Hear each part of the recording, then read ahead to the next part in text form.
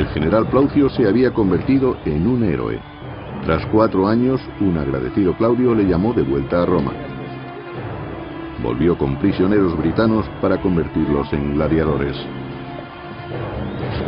4 años era el periodo de mando normal del gobernador y su ejército en una provincia. Luego era sustituido. No convenía que permaneciera demasiado tiempo en el cargo por temor a que sus soldados le tomaran demasiado afecto y quisieran convertirlo en emperador.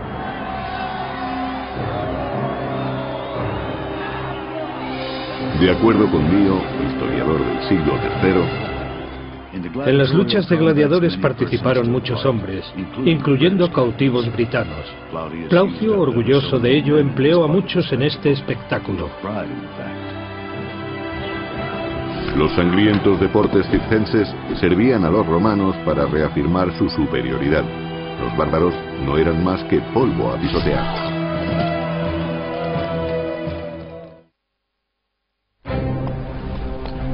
En el año 47 después de Cristo, los romanos reclamaron la parte sur de Britania.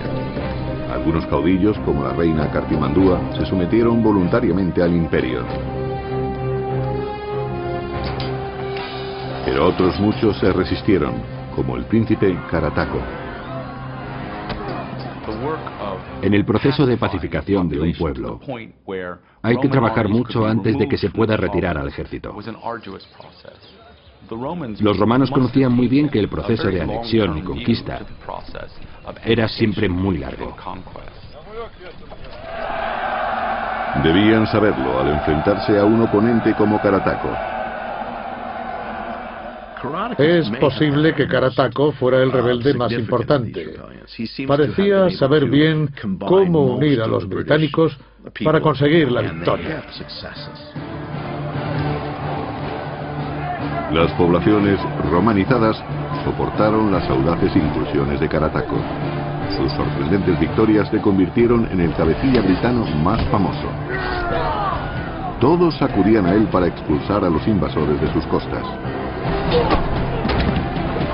En noviembre, cuando Carataco se enteró de que iba a llegar un nuevo gobernador romano a Britania, lanzó contra él el más enérgico de sus ataques.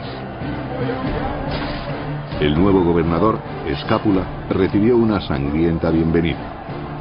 Pero las cosas no resultaron como se esperaba. Las legiones romanas nunca flaqueaban.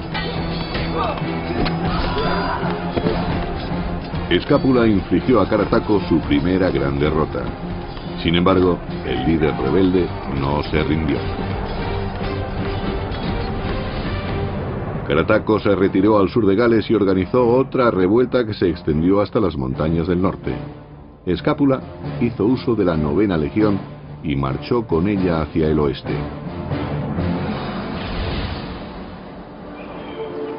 Pero todo lo que encontró fueron mujeres y niños. Los rebeldes habían desaparecido. La rebelión en Gales prosperó, igual que casi todas las rebeliones galesas de principios del periodo moderno, sencillamente porque resultaba difícil encontrar a los rebeldes.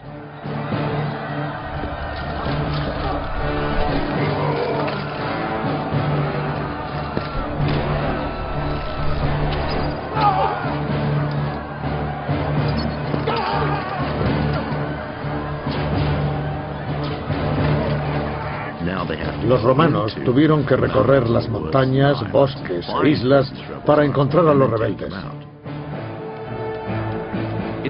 La situación no era muy distinta de la que los soldados americanos se encontraron en Vietnam, donde tuvieron que combatir en la jungla. Habían sido entrenados para combatir en otra parte,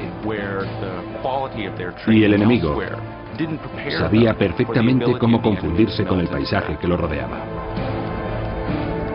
Escápula arrasó los escondites enemigos, destruyó sus poblaciones y presionó con sus ataques. Pero a sus espaldas, una segunda rebelión estaba en marcha. En los bosques de Brigantes, los druidas empezaron a conspirar.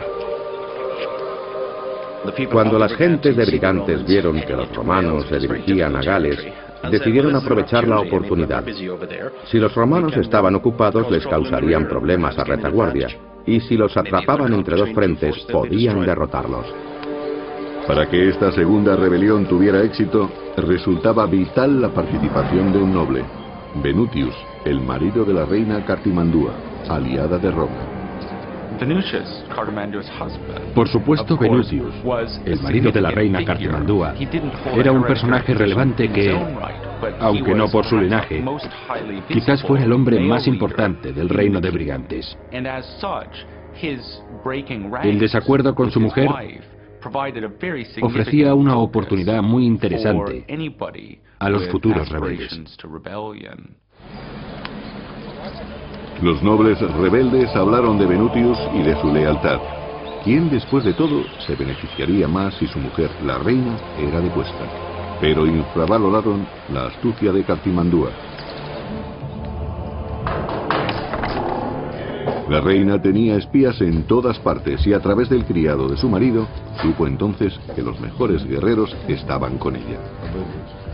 Desesperada, recurrió a Roma. Los reyes y reinas que colaboraron con Roma lo hicieron porque habían llegado a un acuerdo. En caso de necesidad, Roma acudiría en su ayuda.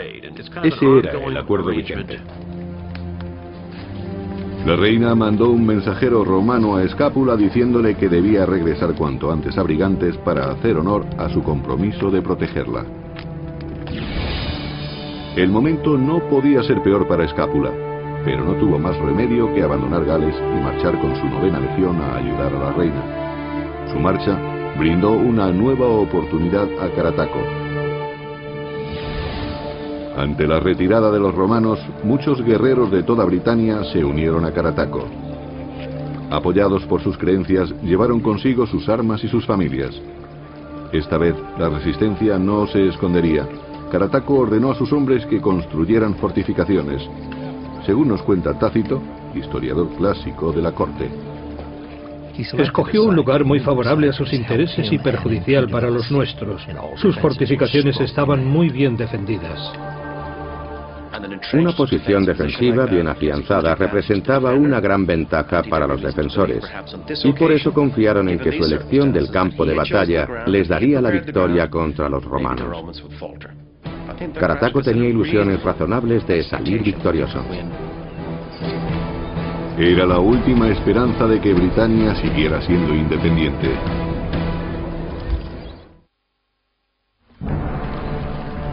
Bajo el mando del emperador Claudio, Roma entró en el 6º año de la dura conquista de Britania.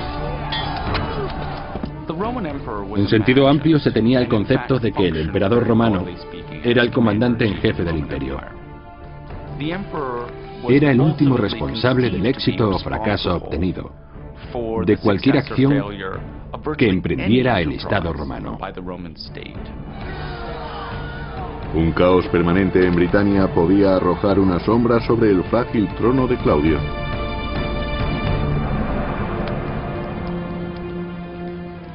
Cartimandúa, la reina vasalla del norte, había solicitado que Roma la defendiera contra una rebelión interna. Ella y sus defensores se refugiaron en una fortaleza a la espera de que el general Escápula acudiera en su auxilio. En poco tiempo, Escápula sofocó a los rebeldes y devolvió el poder a la reina. Este hecho hizo que el consorte real, Venutius, deseara con más fuerza sublevarse contra los romanos.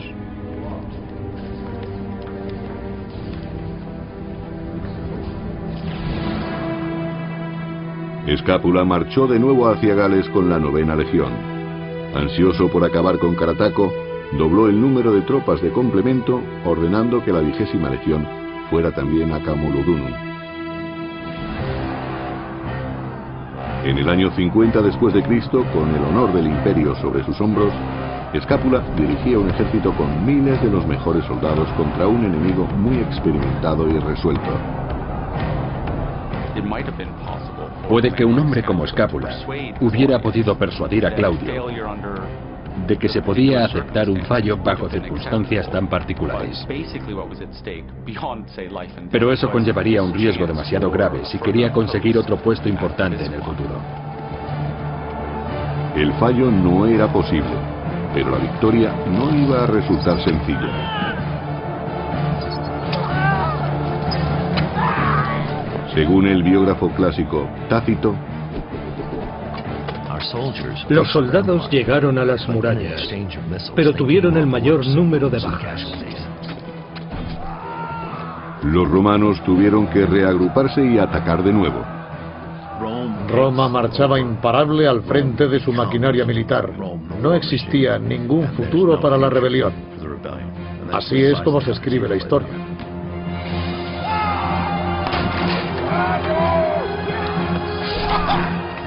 Estaban ansiosos por acabar con los britanos definitivamente.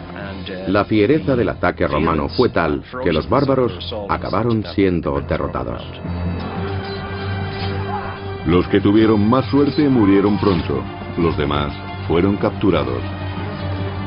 A los prisioneros les aguardaba la humillación, la esclavitud y una muerte ritual. Horrorizado, Carataco fue informado de que su mujer estaba entre ellos.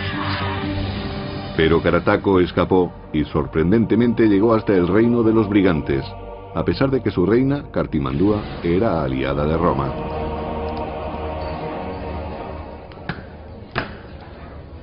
El marido de Cartimandúa, Venutius, era un patriota declarado que se oponía radicalmente a la política de colaboración con Roma de su mujer. Yo diría que Carataco acudió a Venutius con la esperanza de conseguir su apoyo y hacer que la reina cambiara de opinión. Pero Cartimandúa no lo hizo. Era aliada de Roma y entregó a Carataco, el héroe de la resistencia, para consolidar su amistad con los romanos. Esta traición disgustó a su marido, Venutius. Carataco y su familia fueron obligados a desfilar por las calles de Roma, causando una gran impresión entre los ciudadanos. Según el historiador clásico Tácito, la reputación de Carataco había llegado hasta la misma Roma.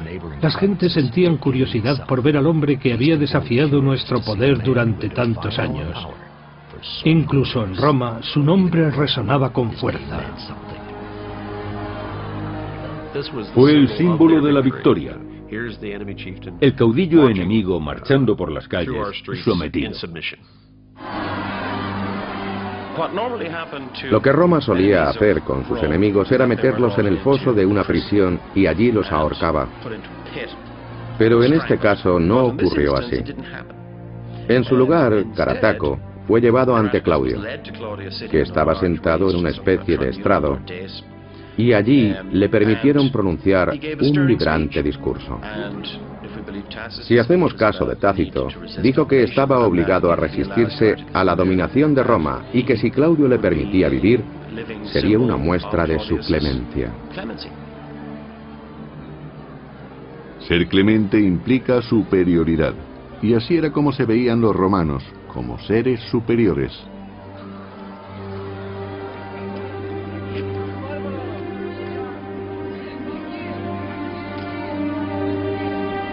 Conmovido por las palabras de Carataco, Claudio concedió el perdón al famoso bárbaro y a su familia. Probablemente se retiró a una villa cerca de Roma, donde viviría el resto de su vida en un confort relativo y, por supuesto, sin libertad. En una jaula de oro. La integración de Carataco había sido completada al fin. La romanización de Britania no fue pacífica. Al cabo de una década surgieron nuevas sublevaciones con Venutius al frente. Incluso un siglo más tarde, algunos pueblos seguían sin ser romanizados. Britania no fue romanizada del todo. Estaba demasiado lejos. Los romanos tuvieron que construir la muralla de Adriano para controlar a los invasores del norte. Resultó difícil de defender y la abandonaron. En Britania no quedó mucho de la dominación romana. Conquistada para ensalzar la reputación de un emperador, la isla proporcionó recursos durante siglos. Y cuando Roma se derrumbó, Britania fue la primera en volver a su estado bárbaro.